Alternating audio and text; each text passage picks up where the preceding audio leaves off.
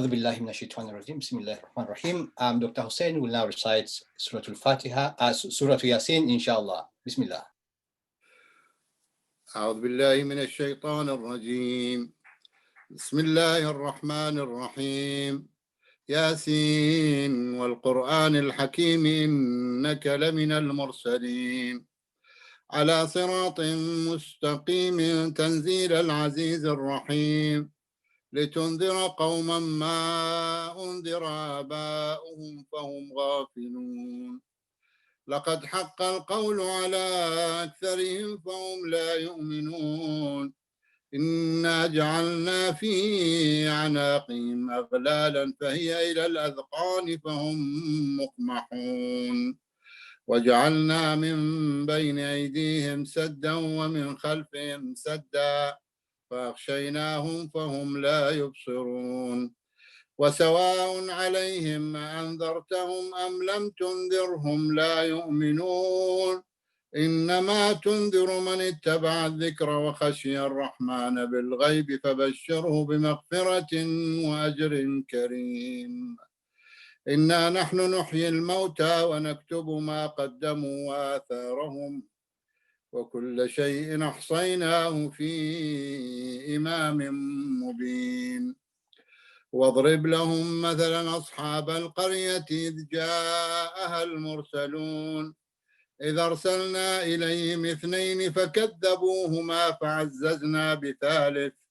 فعززنا بثالث فقالوا إنا إليكم مرسلون قالوا ما أنتم إلا بشر مثلنا وما أنزل الرحمن من شيء إن أنتم إلا تكذبون قالوا ربنا يعلم إنا إليكم لمرسلون وما علينا إلا البلاغ المبين قالوا إنا تطيرنا بكم لئن لم تنتهوا لنرجمنكم وليمسنكم منا عذاب أليم قالوا طائركم معكم إن ذكرتم بل أنتم قوم مسرفون وجاء من أقصى المدينة رجل يسعى قال يا قوم اتبعوا المرسلين اتبعوا من لا يسألكم أجرا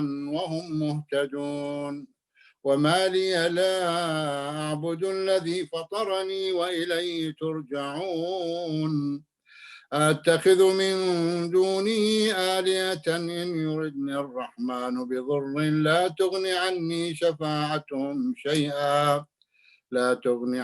شفاعتهم شيئا ولا ينقذون إني إذا لفي ضلال مبين إني آمنت بربكم فاسمعون قيل ادخل الجنة قال يا ليت قومي يعلمون بما غفر لي ربي وجعلني من المكرمين وما أنزلنا على قومه من بعده من جند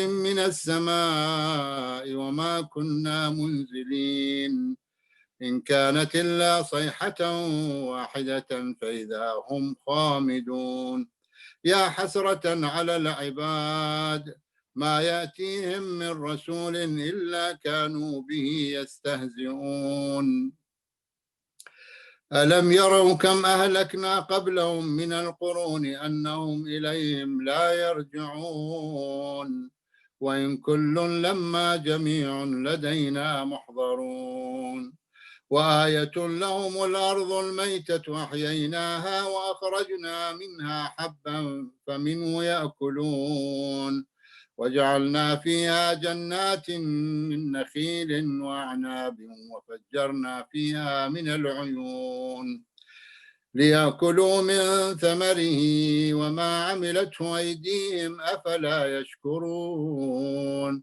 سبحان الذي خلق الأزواج كلها مما تنبت الأرض ومن أنفسهم ومما لا يعلمون وآية لهم الليل نسلخ منه النهار فإذا هم مظلمون والشمس تجري لمستقر لها ذلك تقدير العزيز العليم والقمر قدرناه منازل حتى عاد كالعرجون القديم لا الشمس ينبغي لها أن تدرك القمر ولا الليل سابق النهار وكل في فلك يسبحون وآية لهم أنا حملنا ذريتهم في الفلك المشحون وخلقنا لهم من مثله ما يركبون وإن نشأ نغرقهم فلا صريخ لهم ولا هم ينقذون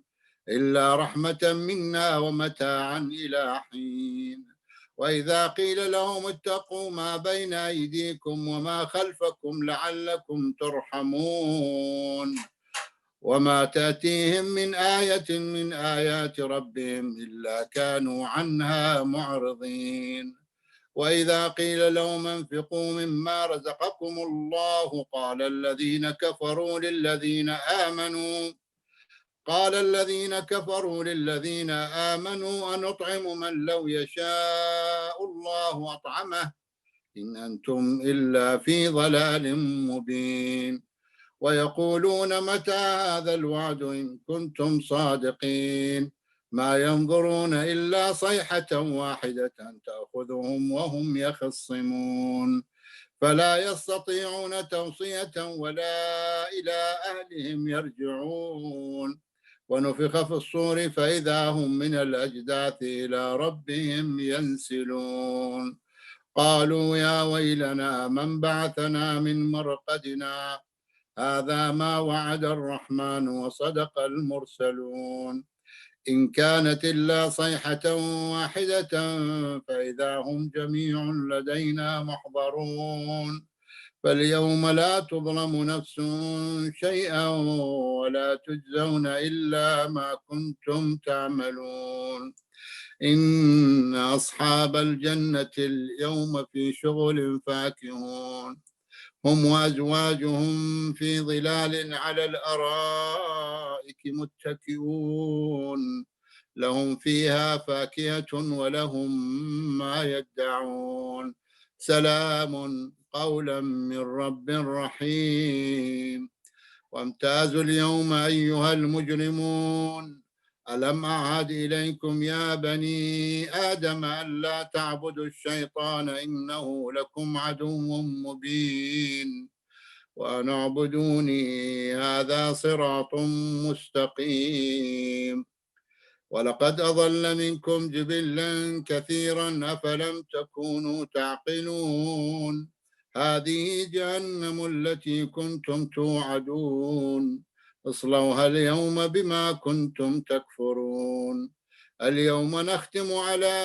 أفواههم وتكلمنا أيديهم وتشهد أرجلهم بما كانوا يكسبون ولو نشاء لطمسنا على أعينهم فاستبقوا الصراط فأنى يبصرون ولو نشاء لمسخناهم على مكانتهم فما استطاعوا مضيا ولا يرجعون ومن نعمره ننكسه في الخلق أفلا يعقلون وما علمناه الشعر وما ينبغي له إن هو إلا ذكر وقرآن مبين لينذر من كان حيا ويحق القول على الكافرين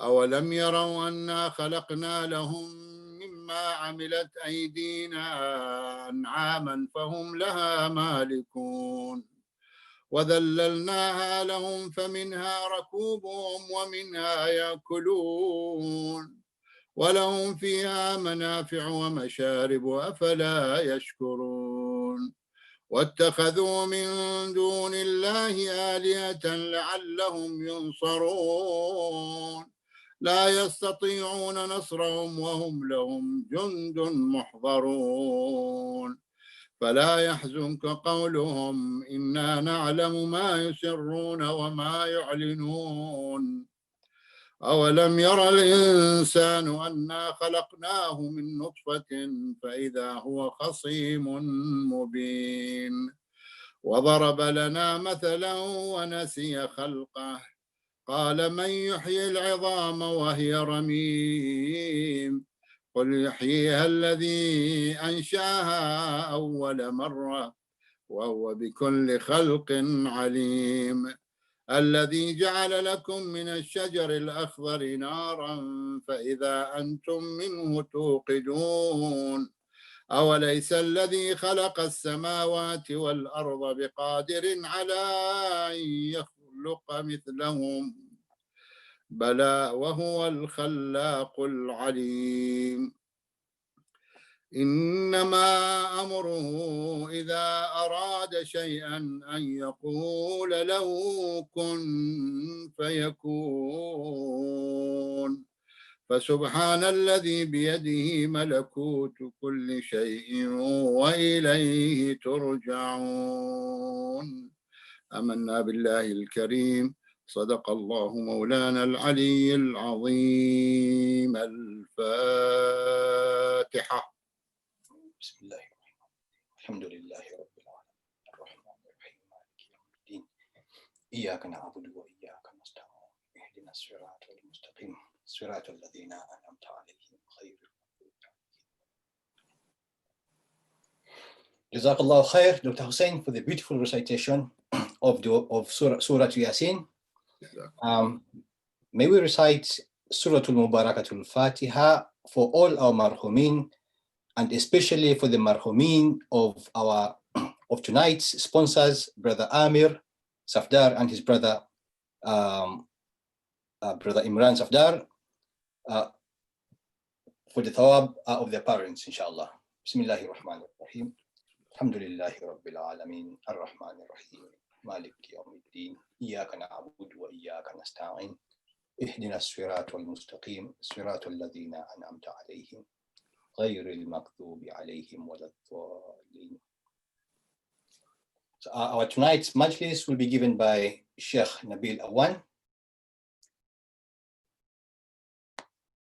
We'll now welcome Sheikh Nabil Awan with Ilal Salawat ala Muhammad wa Ali Muhammad. Allahumma salli ala Muhammad wa Ali Muhammad. MashaAllah, la hawla wa la quwwata illa billah al-ali al-azim. Hasbunallahu wa ni'mal wakeel, ni'mal mawla wa ni'mal nasir. Rabbi shrah li sadri wa yassir li amri wahlul 'uqdatan min lisani yafqahu qawli. A'udhu billahi minash shaitanir rajim. Bismillahir rahmanir rahim. الحمد لله الذي جعل الحمد مفتاحا لذكره وسببا للمزيد من فضله ودليلا على آلائه وعظمته ثم الصلاة والسلام والتحية والإكرام على النبي الأمي المكي المدني الهاشمي الذي سمي في السماوات بأحمد وفي الأراضين بأبي القاسم محمد.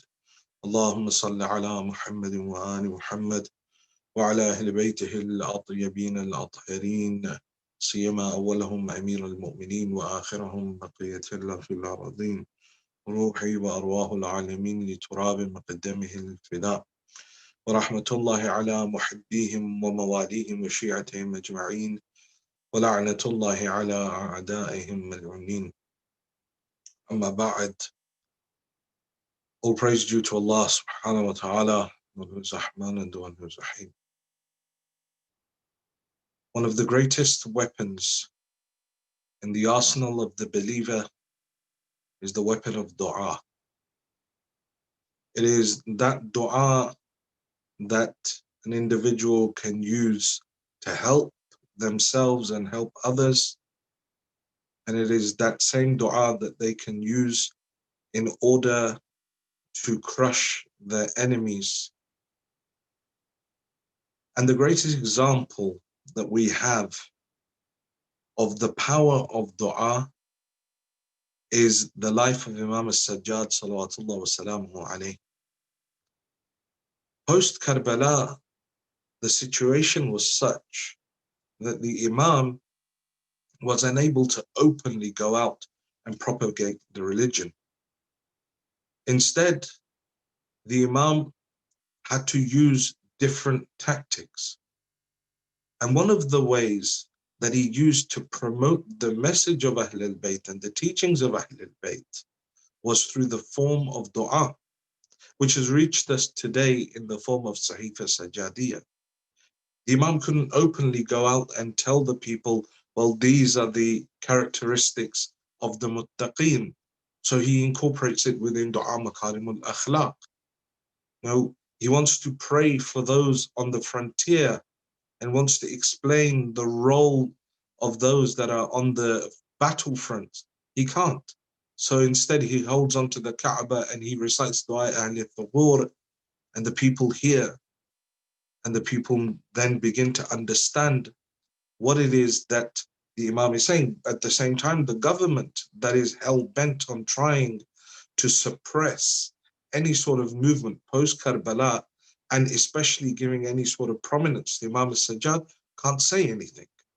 And so over and over, you have these different du'as that the Imam is reciting in order to present the teachings of Ahlul Bayt alayhimus salam. When you pick up Sahifa Sajadiyah, you'll see in that the Imam has a dua for near enough every single situation in the life of an individual. There is dua for one's parents. There is dua for those on the battlefronts. There is dua for illness. There is dua for those in debt. There is a dua for those that want to improve their morality and their akhlaq. Each one of them beautiful. Each one of them with a deep meaning, where the Imam is revealing the teachings of Ahlul Bayt alayhimus salam. And each one of them eternal, that us, even 1,000 years later, are able to utilize them in order to improve our life. Because in reality, I said at the start that the believer's greatest weapon is the one of dua.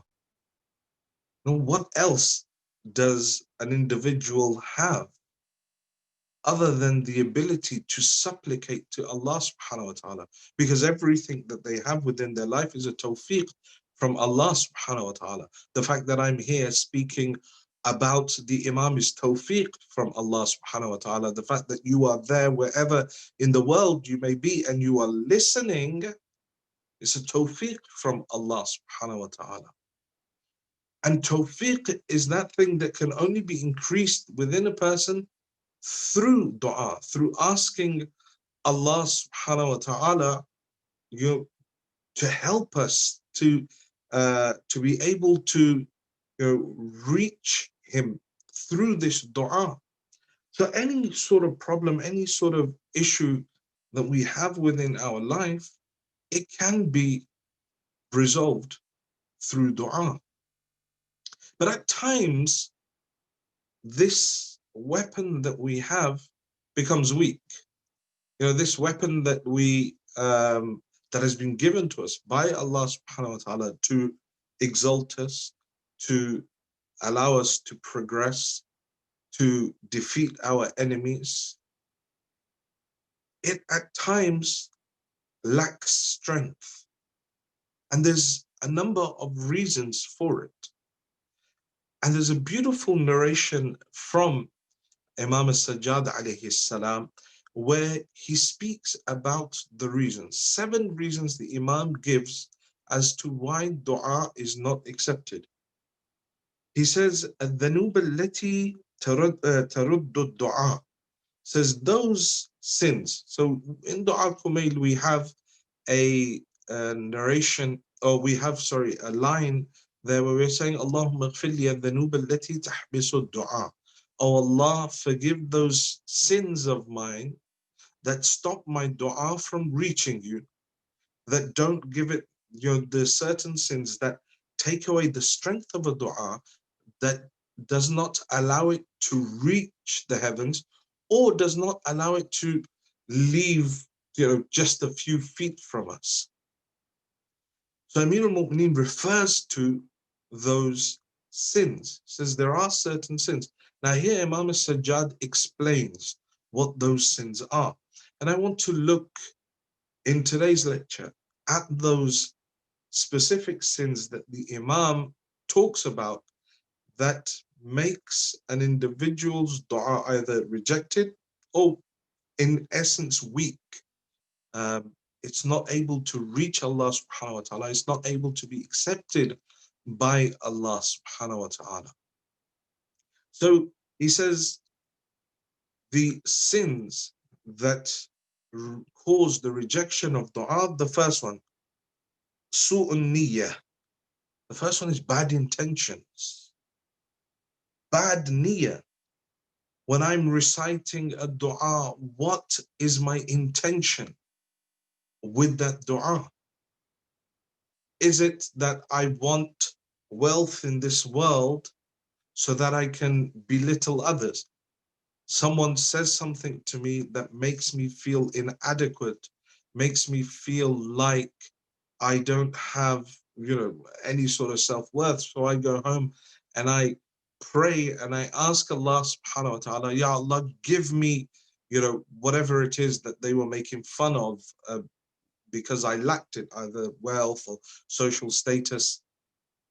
I say, oh Allah, give me that social status so I can show them, what it means. I'll show them exactly, what happens when I reach that position, in order to then belittle them or in order to then show off in front of them. That bad intention won't allow that dua to reach Allah subhanahu wa ta'ala. It will just be rejected. Or I'm doing a dua against a fellow mu'min. Someone's annoyed me. Naturally, it happens. People annoy us. But someone's annoyed me in some way, shape, or form, and I just raise my hands and I do a dua against the believer. The intention is bad. The believer may have done something. The ideal is that a person forgive. But I'm so hell-bent on making an example of this person that now I want to do dua against them. Yes, there are du'as that are against the enemies of Allah subhanahu wa ta'ala, the whole idea of tabarra and bara'a and la'na and all of this, against the enemies of Allah. That stands, but this is talking about a bad intention against a believer. I've got a bad intention with this dua because I want to get something specific in the dunya so I can maybe show off about it. I can show off in front of people when Allah subhanahu wa ta'ala grants me it, or I can use that to belittle other people, whatever it may be. A bad intention will stop the dua of a person reaching Allah subhanahu wa ta'ala. The second thing that the Imam says, وَخُبْثُ السَّرِيرَةِ, says a bad inner self, khabathat, to have some sort of inner najasat within a person, essentially, and that comes through, sins that a person has done over the years, and so their heart has become hardened, and now, their dua is not accepted. They're consumed by pride, they're consumed by jealousy, they're consumed by a bunch of other moral diseases. And so now Allah subhanahu wa ta'ala doesn't want to hear their dua. And many a times in our lives, people always come up and say, oh, you know what, I've done this dua and I've done this dua and I did this and I did that and, I did this amal after this amal and still, my hajat, my supplications have not been accepted by Allah subhanahu wa ta'ala. And at times it's actually not the fact that, some people say, oh, God's not listening. No, it's not the fact that God's not listening, but I haven't done the prerequisites to be able to achieve the goal. If I want to take join or run the London Marathon, for example, and I want to come first, well, there's the requirement from me. I don't just sit around the whole year, but I put effort in. I develop myself. I build my stamina. I start to learn how it is that professional marathon runners live their lives. What are the tricks and the tips and the techniques that a person can implement within their life? I can't just expect straight away to reach the end result, that is to win the London Marathon, with absolutely no effort. But yet we do it time and time again with dua. Years and years go by. Oh Allah, fix my financial situation. Oh Allah, I'm so tired of my, the problems within my life. Oh Allah, make them go away. But nowhere in that whole conversation with Allah subhanahu wa ta'ala have I ever thought that actually, wait, what is it that is within me that is stopping me from unlocking the solution to my problems?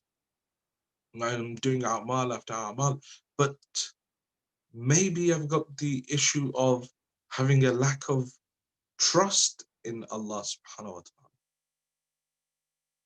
I'm doing all of these du'as and I'm constantly asking Allah subhanahu wa ta'ala, but am I showing tawakkul ala Allah in other aspects of my life? Yes, there is another side to this, that Allah wants to hear the dua of a supplicant, and so He loves that His abd comes and begs at His door, and so Allah subhanahu wa ta'ala will delay giving the person that ease because He wants to hear it. He knows that if He was to give them the ease, they will end up in a situation where they will then stop doing dua towards Allah subhanahu wa ta'ala. But more than likely, it's maybe something that is internal within me. I've hurt someone, or I have jealousy. I'm doing this dua out of jealousy. I don't want someone to have something, but I want that life. But I don't want them to have that life. Imam Sadiq alayhi salam, he says that the mu'min does ghibta, not jealousy, whereas the munafiq does jealousy, not ghibta. Ghibta is allowed. It is that I look at what someone has and I say, Ya Allah, give this person more, but also allow me to taste some of that as well. Jealousy, on the other hand, is, oh Allah, I don't want this person to have it, but I want to be in that situation instead. Jealousy and iman cannot live together within the heart of a person. An individual that is jealous, the Holy Prophet says that they're the least happy of people because they're constantly burning inside. The jealous person has anger and hatred for the innocent person. So maybe it's just as simple as something like, I say it so blasé, but jealousy itself is deeply rooted within the soul of an individual, and so it takes a lot of contemplation and a lot of rationalization for a person to be able to remove that from themselves. But the second thing that the Imam says is that it could be that there is dirt within one's own self. Their soul has become muddied through the various diseases that they have acquired through the sins that they have done over the years, that now this dua of theirs is not being accepted. Or that they're just lazy. I want to improve my economic situation, but I don't want to work more hours, or I don't want to be able to put some more effort in. And by working more hours, I'm not saying that day and night I want to change my economic situation, so I forget everything else and I work towards it. But at the same time, there has to be this balance between some effort from a person, and then that is then supported by dua. So an individual that has a bad internal self, a sinner, one that is constantly sinning, has muddied the purity of his soul, and so now his dua is not accepted. The third thing that the Imam says, وَالنِّفَاقُ مَعَ الْإِخْوَانِ, says, and hypocrisy with his brothers, with the mu'mineen, be they blood brothers or brothers in faith. The person is a munafiq with them. He shows one person one face, shows another face, and then his family see his true face. Where there is nifaq within the heart of that person.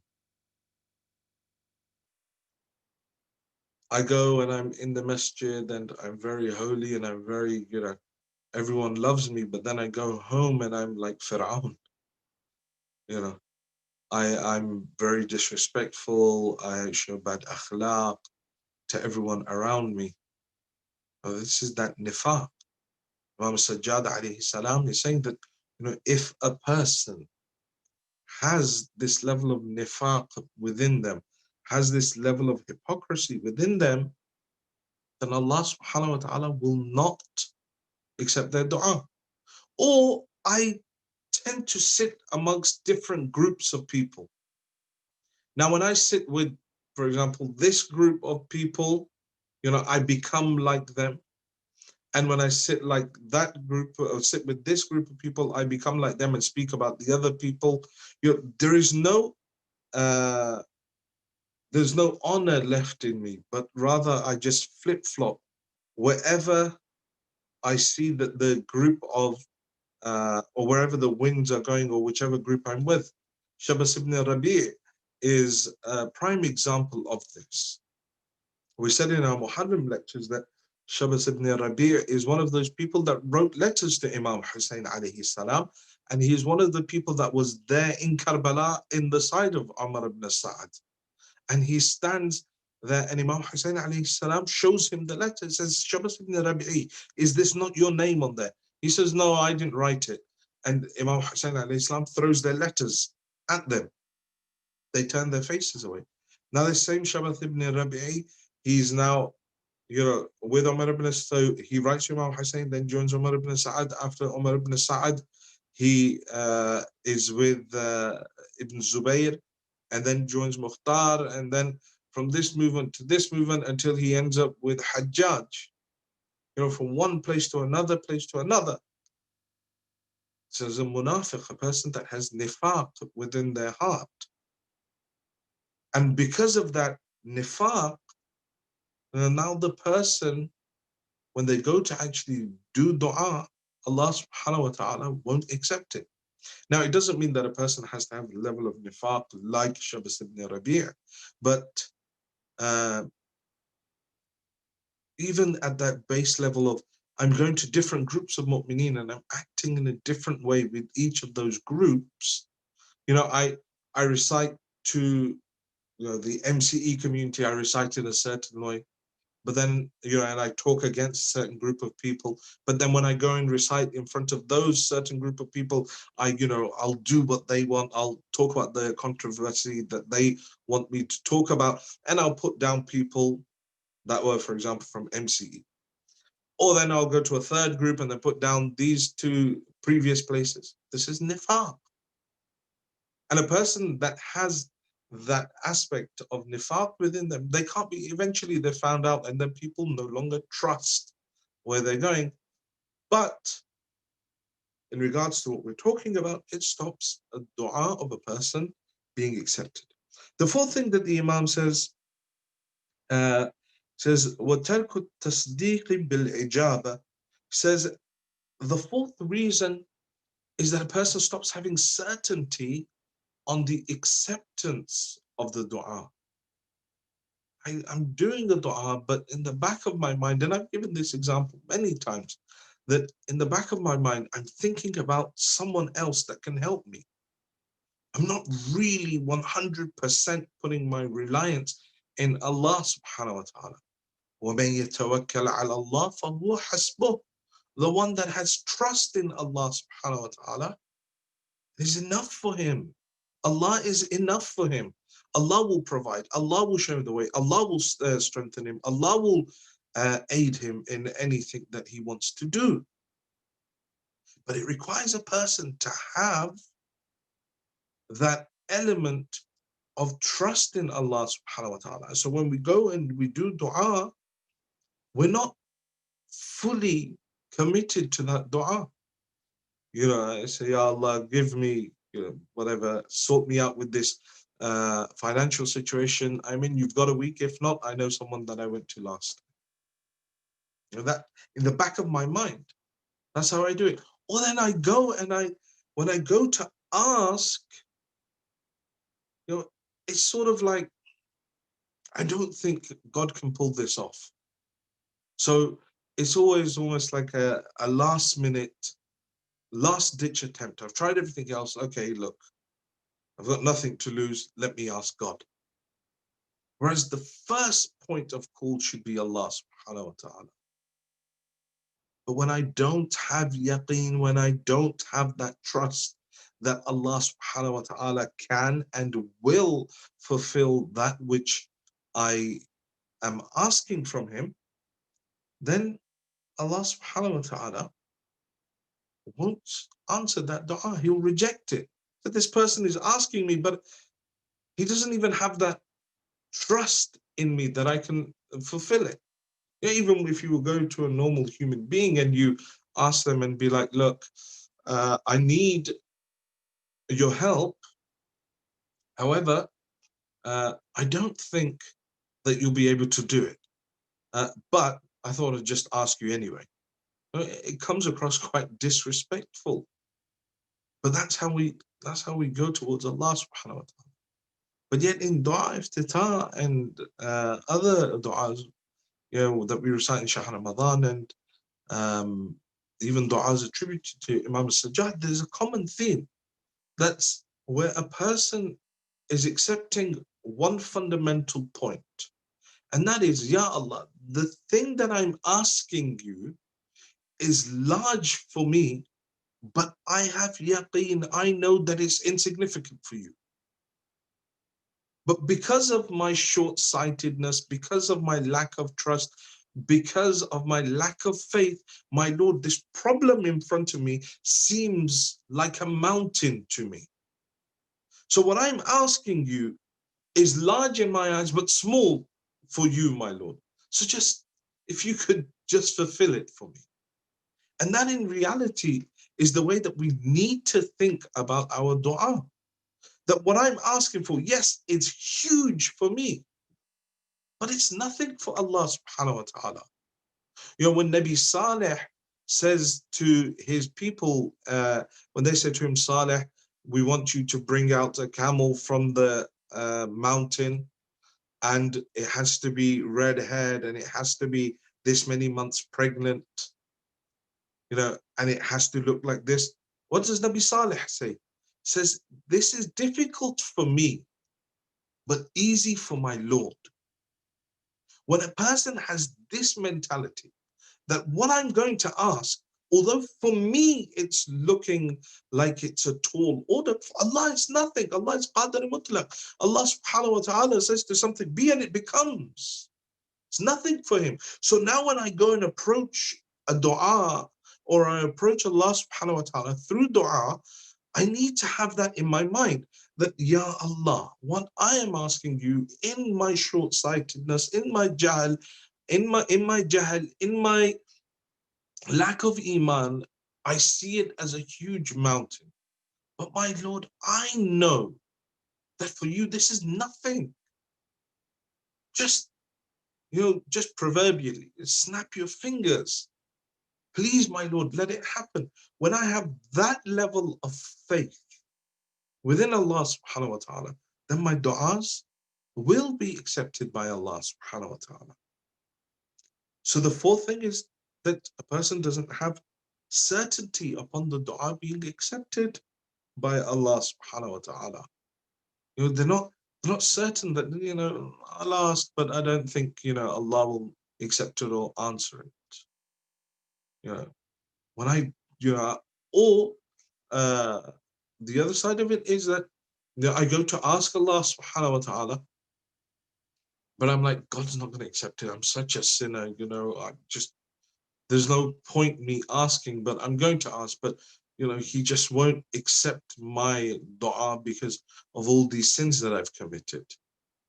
He himself says in the Holy Quran, says, La taqnatu min rahmatillah. Says, don't despair of the mercy of Allah subhanahu wa ta'ala. Ya ibadiya alladhina asrifu ala anfusihim. My servants that have been extravagant with themselves. He's telling the Holy Prophet, he says, tell them, those that have been extravagant with themselves, La taqnatu min rahmatillah. There are a number of stories associated to it. And this isn't about the beauty of this ayah is that it's not for the mu'mineen. The beauty of this ayah is that it's not addressing the mu'mineen. It's telling the Holy Prophet to speak to the kuffar. Saying, tell them, Ya ibadi, Allah is saying to the kuffar, my servants, you've been extravagant with yourselves. La taqnatu min rahmatillah. Don't despair of the mercy of Allah subhanahu wa ta'ala.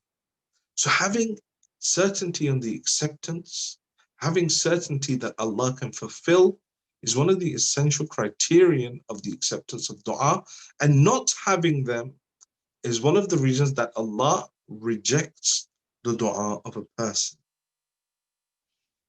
The fifth thing that the Imam says, وَتَأْخِيرُ الصَّلَوَاتِ الْمَفْرُوضَاتِ حَتَّى تَذْهَبَ أَوْقَاتُهَا, says that delaying the salah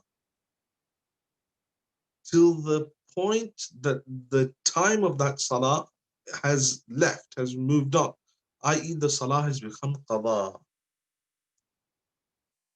And a person delays their prayer, delays, then now it's become qada.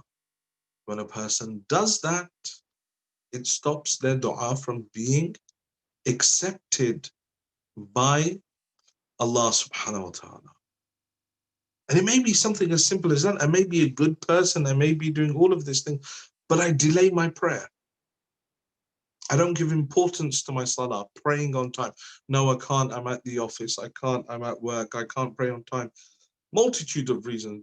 I've got to go shopping. I've got to do this and that. I don't pray on time.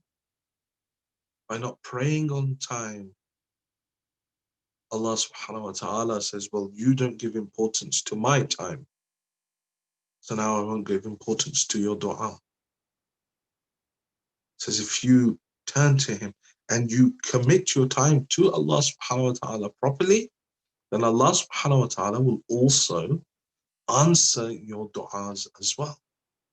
He will make paths for you in places where you didn't even expect it. وَمَن يَتَّقِ اللَّهَ يَجْعَلْ لَهُ مَخْرَجًا وَيَرْزُقْهُ مِنْ حَيْثُ لَا يَحْتَسِبُ. Allah will make for them, or paths, will open paths from different places. He will give them sustenance from places where they didn't even expect it. They didn't expect to receive sustenance. They didn't expect to have their problem solved from that place. But having tawakkal ala Allah, having trust in Allah, having fear of Allah, having iman of Allah, enables that. And then the ayah continues, وَمَن يَتَوَكَّلْ عَلَى اللَّهِ فَهُوَ حَسْبُهُ. Surah Talaq, ayah 3 and 4, if I'm not mistaken. 3 and 4 or 4 and 5? One of the two. So delaying salah will cause a person's dua not to be accepted. Then the sixth thing that the Imam says, he says, وَتَرْكُ التَّقَرُّبِ إِلَى اللَّهِ عَزَّ وَجَلَّ بِالْبِرِّ وَالصَّدَقَةِ, says a person that leaves trying to get close to Allah subhanahu wa ta'ala by not, or a person that pushes themselves away from Allah subhanahu wa ta'ala by not giving sadaqah and doing good, not doing infaq, sacrificing from that which they love. They will never be able to achieve birr, that birr, that is goodness, that is righteousness, until they give the ayah of the Quran, until they give from that which they love. Now here it's saying that when a person gives up trying to achieve righteousness and stops giving sadaqah, Allah will stop answering that person's dua, begin to reject it. I get tired of trying to be righteous all the time. So I just want to give up. I want to break. And right now the youth are dealing with this on a massive scale. And it's difficult to stay on the straight and narrow. As a young person, with all the different distractions that are around, it's difficult. Now, why should I have to put up with, abstaining from certain pleasures of the dunya when everyone else around me is? And this is, in reality, the society that we live in is all about that. It's about being hedonistic. Everything is about what I want right now, what I can prove right now. I don't want to be able to, I don't want to hear someone else's opinion. It's all about hedonism. The whole of society, everything, the way things are set up, we're in a very hedonistic society. And now the new generations that are coming up have been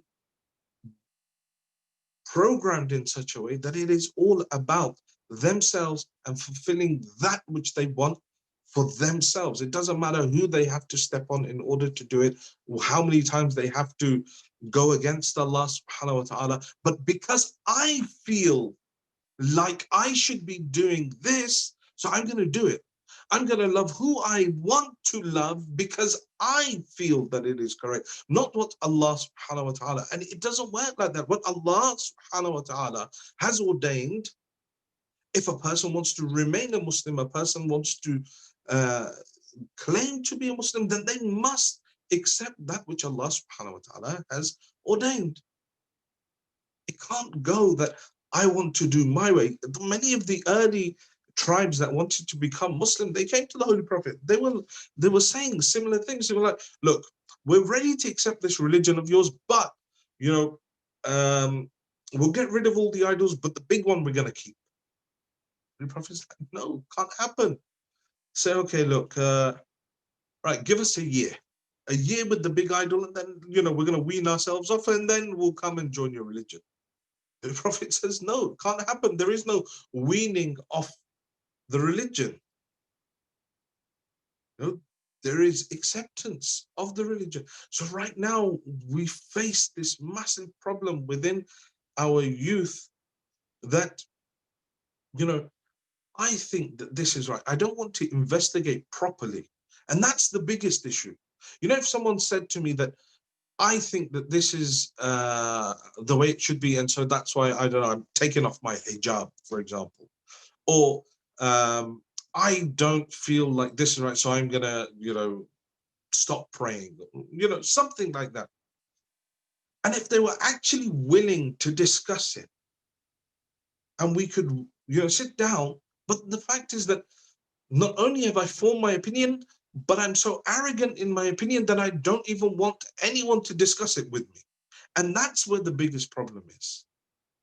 I need to be open to discussion. When a human being shuts themselves off from being, able to discuss with people their viewpoints, then that person is ignorant, no matter how many universities or how many degrees they hold or how many universities they've graduated from.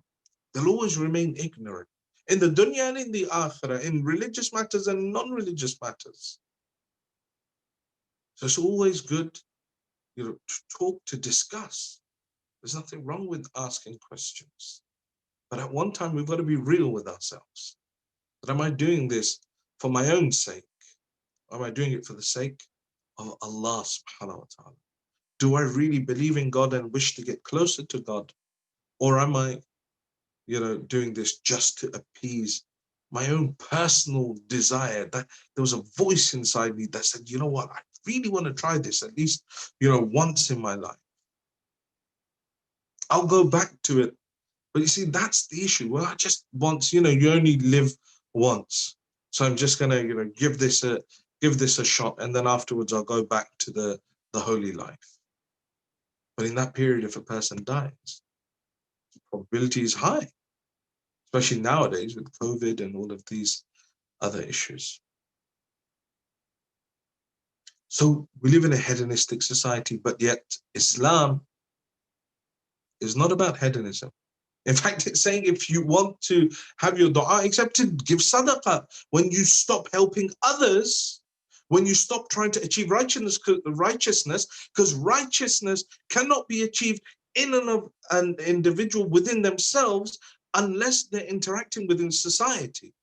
So Islam is about the holistic life. It's about being within society and achieving that righteousness within that society, giving sadaqah to help that society, those that are less fortunate than me.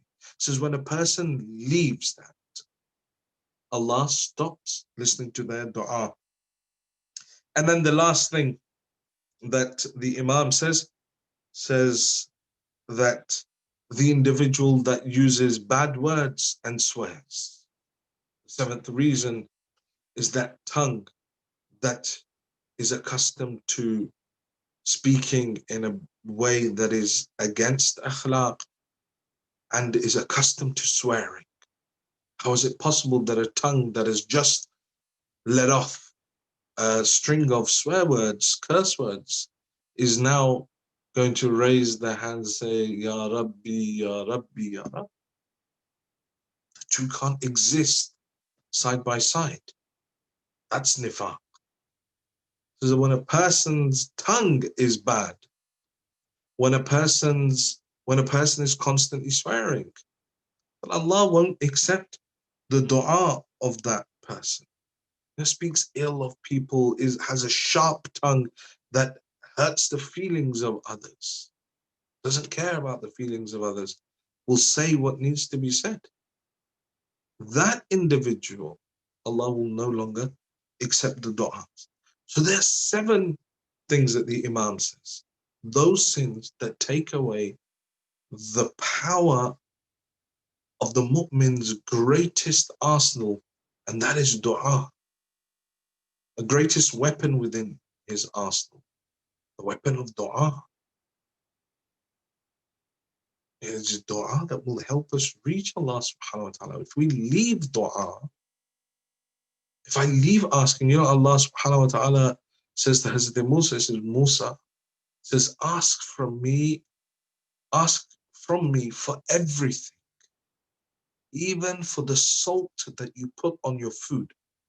Imagine, that's the level that a dua must be made. That I'm asking Allah for everything, even salt. He's telling Musa, even salt that you're sprinkling on your food, Musa, ask for it from me. 7 things that are there from Imam Sajjad. Have an opportunity, let us go and read Sahifa Sajjadiyya, read the du'as of Imam Sajjad. We have the Risalatul Huquq of the Imam. You have the sermon of the Imam in Sham. But unfortunately, we've just, reserved the Imam and we've made him out to be this ill, madhloom person that wasn't able to do anything. No, but the Imam gave us huge amounts of information. The Imam gave us huge amounts that we can utilize within our lives, especially in the form of dua. Dua Abu Hamza Thumari from Imam Sajjad is absolutely stunning.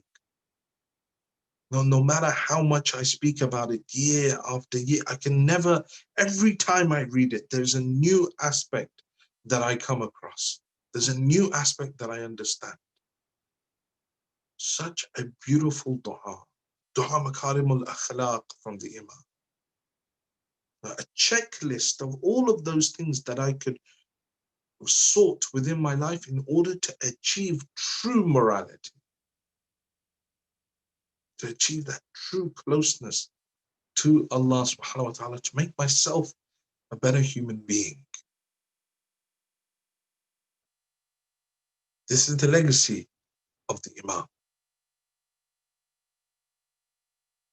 We remember the Imam partly because of Karbala, all the difficulties and the trials that the Imam went through, but also because of what the Imam left behind for us. It is the haqq of the Imam that we don't just reserve him towards the musibah, to being just a madhloom, but rather we fulfill his haqq of being an Imam by following what he left for us, what he wanted from us. And my time has reached its end, and I don't want to go on it very much longer. It is the night of the Shahadat of the Imam, a majlis that has been specifically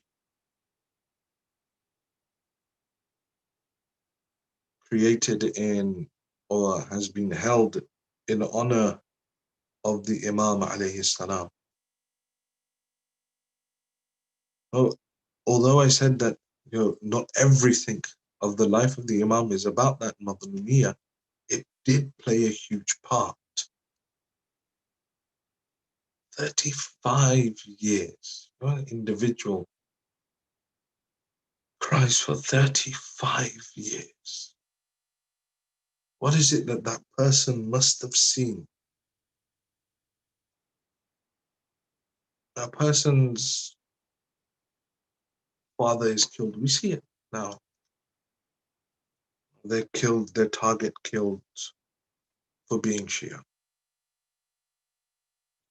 The son may cry for 5 years, 2 years, 3 years. But 35 years?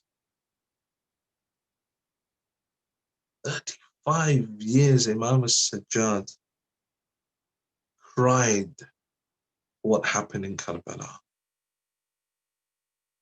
It shows us how heinous Karbala was, that the actions that were committed, the atrocities that were committed by the Yazidi forces in Karbala were.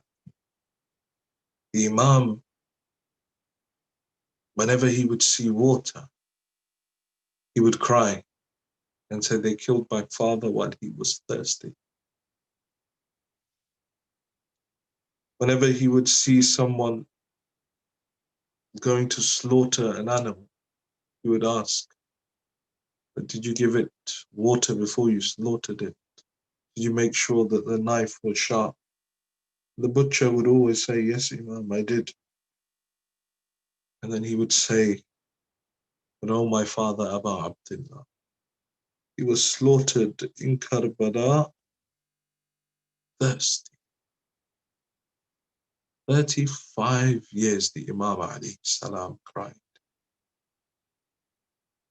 For one place made him cry more than anywhere else.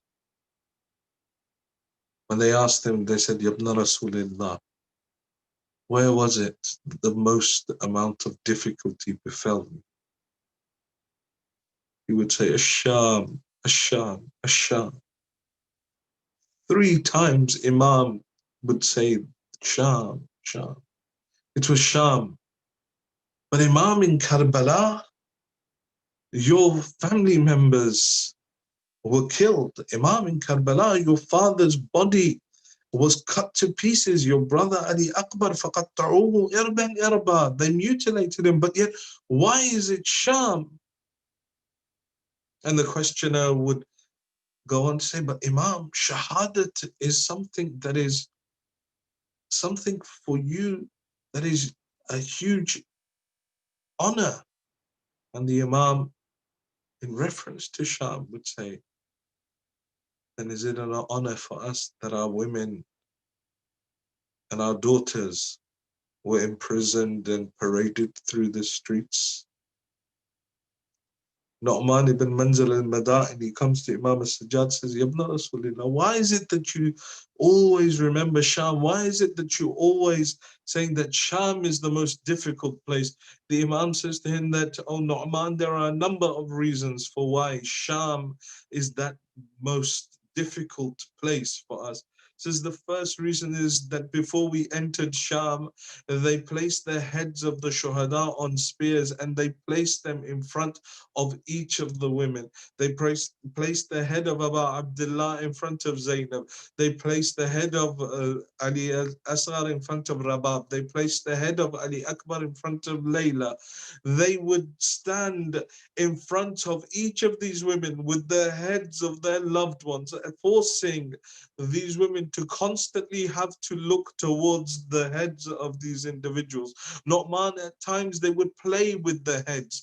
The heads would fall from the spears, and the camels, as they were walking, would crush these holy heads under their feet. Second reason, Nu'man, is that when we reached Sham, they surrounded the daughters of Ali and Zahra with dancers and drummers. They would dance and drum around us, celebrating, making merry, as all of the inhabitants of Sham stood around watching. The third reason is, Nu'man, that they placed with us an individual that would announce everywhere that we went that these are the rebels of Islam. These are those that fought against the Khalifa. Come and take your revenge from them. The next reason, Nu'man, he says that the women of Sham, they mounted upon the rooftops of their homes and they would pelt stones at the daughters of Ali and Zahra. They would pour boiling water on us. They would set fire to pieces of wood and throw them upon the children of Al Muhammad.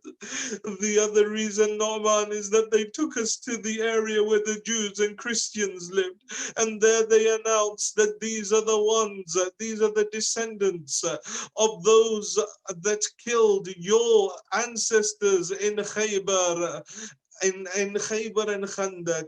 Come and take your revenge. They say not a single individual remained within the house except that they came and they began to attack the daughters of Ali and Zahra. The next reason is, oh Nu'man, they took us to the marketplace of slaves where they tried to sell the daughters of Fatima and Ali as slaves. But were it not for the hand of Allah subhanahu wa ta'ala intervening, that saved us from this.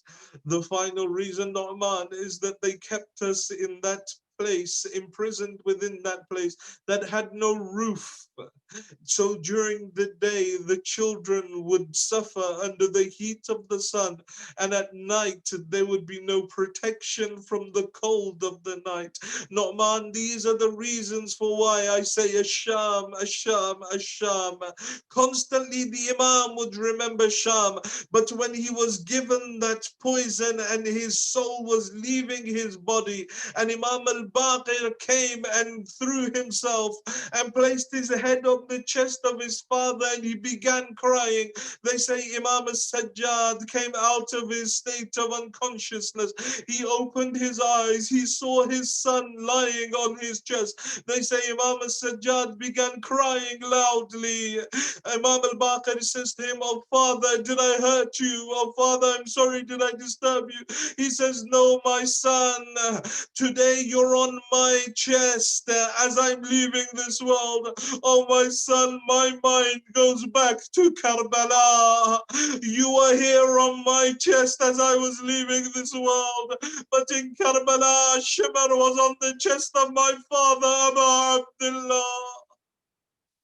ألا لعنة الله على القوم الظالمين وسيعلم الذين ظلموا أي منقلب ينقلبون إنا لله وإنا إليه راجعون.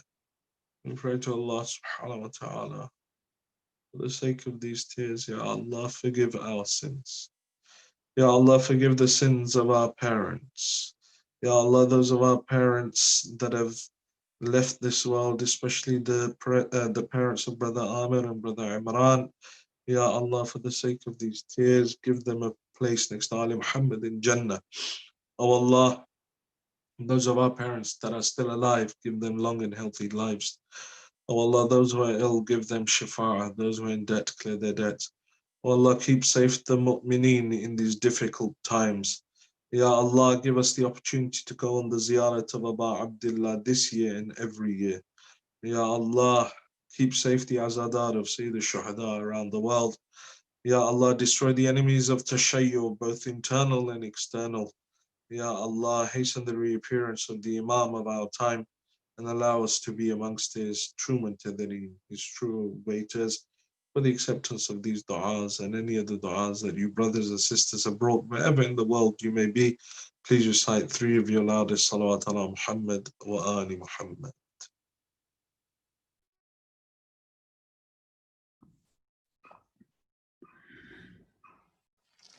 سجاد لئیے مشکل ہے شام دا سفر سجاد لئیے مشکل ہے شام دا سفر سجاد لئیے مشکل اکبر براد قاتل اکبر براد قاتل عابد دا ہم سفر سجاد لئیے مشکل اے شام دا سفر سجاد لئیے مشکل ہو یار حاجدوں دا چپ چپ سجاد رہندا پوچھے حال کوئی رو کے نہ شام دائی لیندا جڑے ظلم ویکھے عابد جڑے ظلم ویکھے عابد دنیا نو کی خبر سجاد لئیے مشکل اصغر دا کرتا ویرن میری لید وچ رکھا دے احسان کر قبر دا عابد نشاں مٹا دے تیرے بعد آنا جاوے تیرے بعد آنا جاوے میری قبر تے شمر سجاد لئیے مشکل ہے شام دا سفر سجاد لئیے مشکل آنکھے رباب عابد مشکل ہے میرا جینا اصغر ہے کربلا وچ رہ شام گئی سکینہ ہوئی گود میری خالی ہوئی گود میری خالی کس دی لگی نظر سجاد لئیے مشکل اس شام دے شہر وچ شبیر رل گئیاں دربار ویکھ ویرن تیری موت بھول گئیاں بیمار مر نہ جاوے بیمار مر نہ جاوے زینب نو اے فکر سجاد لئیے مشکل روندا اے خون قیدی نئی مرض کوئی پرانی اے شام کھا گئی اے سجاد دی جوانی ہو یا ضعیف یکدم ہو یا ضعیف یکدم بازاراں دا سر سجاد لئیے مشکل جنو مشر ملائک کر دے بڑی عبادت لیکن ہے لا الہ دی بنیاد ہے شہادت سجدہ حسین تیرا سجدہ حسین تیرا بے شک عظیم تر سجاد لئے مشکل اے شام دا سفر سجاد لئے مشکل اکبر براد قاتل اکبر براد قاتل عابد دا ہم سفر سجاد لئے مشکل اے شام دا سفر سجاد لئے مشکل صلوات علی محمد و آل محمد اللهم صل على محمد وآل محمد. Jazakallah khair, khair al-jaza. Please, let's recite Surah al-Mubarak al-Fatiha for all our marhumin, and especially for marhumin parents of our tonight's sponsor, the parents of Brother Amir Safdar and Brother Imran Safdar. Bismillahir Rahmanir Rahim. Alhamdulillahi Rabbil Alameen. Ar-Rahmanir Rahim. Maliki Yawmiddin.